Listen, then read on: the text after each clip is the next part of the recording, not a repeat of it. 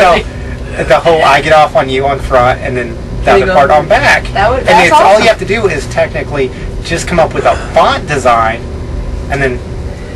You know what's funny? There you go. Next shirt. We were actually in that mentality for a while. We're like, think of a title that could sound good, that would look good on a T-shirt. Yeah. That's how you know that it's a strong title. Just, I mean, we did that. We figured that out with one of our songs on the record, "I'm Not an Angel." Like, wow, that could be on a T-shirt. We should put that in a song. You know, so it's I mean, that's an interesting way to start a song. But like, oh, could you see it on the T-shirt? Nah, skip that one.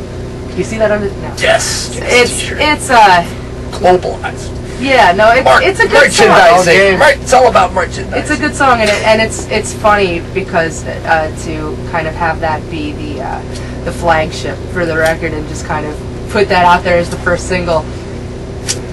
There it is. It's out there. If anybody's offended by I Get Off on You getting off on me, it's out there already. Deal with it. Deal with it now. Because there's more coming.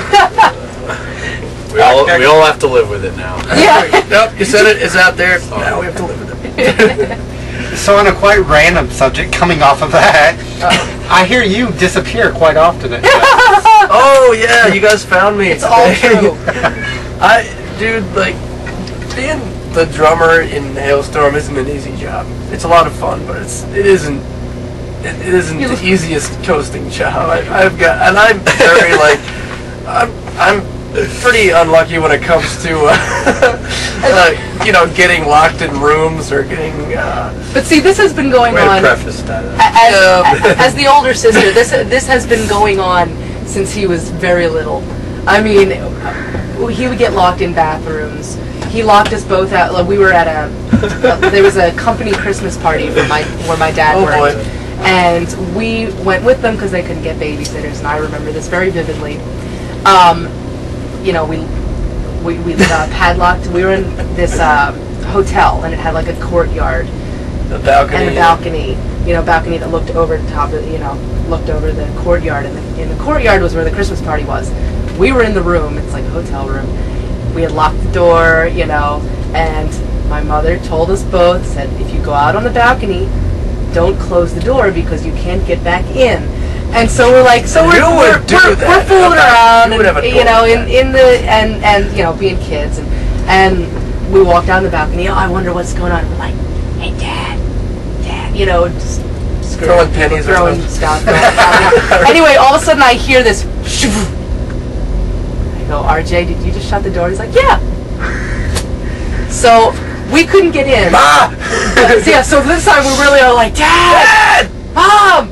And we're like waving, everybody looks up, and we made a big scene. But the funny thing was that we had padlocked the inside, so they couldn't get into the hotel. So they had to have a security guy go out on like the adjacent balcony and climb like over and like Jimmy rig it. It's like we couldn't get in because we were locked out of the balcony, but they couldn't get into the hotel. Story of my life. Yeah, so it's like. And then recently we played this ballroom on top of a guitar shop called RLH. And it was a pretty cool place, and I was going to get changed, and everybody was in our dressing room, so I just like grabbed my bag and like went to this office to get changed. I shut the door, got my rock clothes on, and it was like, oh, that's interesting. Just wouldn't unlock. I'm like, oh, this is crazy. And these old doors. This is great. This is just great. We're about to go on in 5 minutes. I know. We had to, literally, we were going on in 5 minutes. We're like, where's RJ? So I had to call our tour manager, and I'm like, I'm locked in an office next to the dressing room. And nobody knew where it was. So we're, and there's a million rooms in this place, so we're going down and we're trying to like figure, okay, well, where could he be? Come on, and it was just so funny because we really couldn't get the door open. We hear him faintly, and we're like, he's in there. It wasn't even, and the guy who owned the office was not in the building, so the owner of the venue didn't have the keys, and so we ended up kicking down the door. He's like, RJ, stand back! Yeah, and he kicks down the door, and I wish I had a camera because it was hilarious. It was funny. I've seen a tour manager during an interview goes to the bathroom in the bus, locks himself in, can't get out from the inside. The bathroom? Oh my god. Bathrooms are dangerous. That is something I would do. Tell you what. know. How did you end up on stage? We're going to the bathroom. Breaking Bad. I actually wasn't on stage with Breaking Bad. They were looking for. I was backstage hanging out with some of the guys. We know the guitar player pretty good. And I was just like, we were just shooting the breeze, and then they were like, "All right, showtime," and I'm like, "All right, I'll see you guys later." And the only way out is ended up following them out. There's a door that goes to the crowd and a door that goes to the stage, and I'm just kind of like following it. I'm like, "Yeah, right, cool, go upstairs." Oops, this is the stage. And immediately, and then they're in the crowd. They're like, "Oh, look, here comes Breaking Bad." There's Ben, there's Aaron, there's RJ. RJ! Holy crap! And I'm just like a deer in headlights. I'm like, get me the hell out of here. So that was embarrassing. How do you survive festivals? We just played one in Tampa. Oh, no. This is great. Yeah, we played one in Tampa, and Disturbed closed the show out. So we were the first on, and then just hung out the rest of the day. And we, the three of us, Lizzie Joe and I, end up at the soundboard to watch the show. To watch the show from the soundboard, and like literally, it was like insane. We all just look up at each other like, "Where's RJ?" That's like the question of the century, millennium. Yeah, you get lost every day. Yeah. It's always like we're there, and just as we say that, we look up on stage, and he's with all the radio. All the radio people come running out on stage, and he's out on stage for like the 10,000 fists. He's up there jumping around. Like, of course, why do we even? He's on stage with like this. It was funny. I bet RJ's in there. Wouldn't it be hilarious if RJ was also like, "Oh my God, RJ's in there." How does he do that? The radio people, they grab me at the last minute. They're like, "You guys are like gonna hang out with us, right?" I'm like, "Yeah, sure. I'm in. I'm with my buddy E-Rock from California." And we're just like, "Yeah, sure, we're here." And like, "What's going on?" They're like, "Come with us, come with us." We walked through like a dark hallway, and they got their cabinets. Behind their cabinets, they got this long catwalk that they bring people, and like they run up it, every once in a while, and then they bring all these people out to dance on it. And I just ended up being a part of that. I'm just like, "What's going on? Where are we?"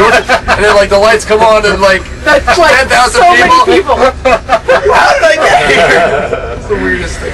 Seriously, it happens all the time. We'll be in like we went to see the Blackstone Cherry Show at the York Fair or whatever it was.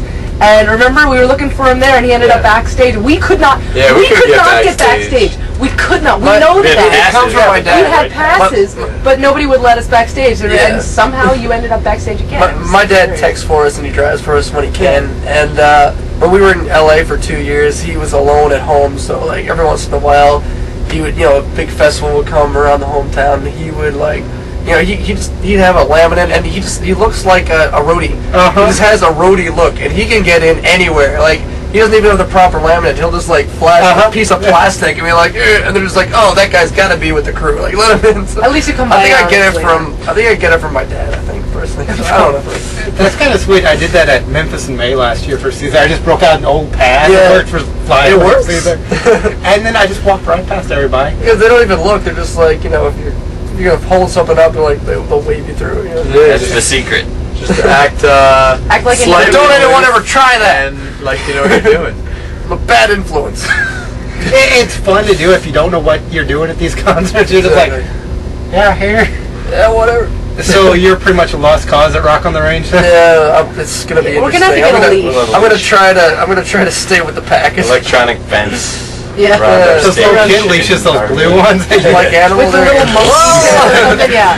That'd be I'll start foaming at the mouth. With the collar on. That's a YouTube video.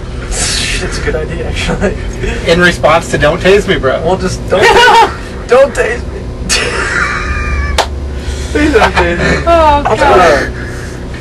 So the first time you came to this venue, it was actually on a snowcore tour, and from what your momager said, it was Seether had a lot to do with that. Can you kind of go into with that?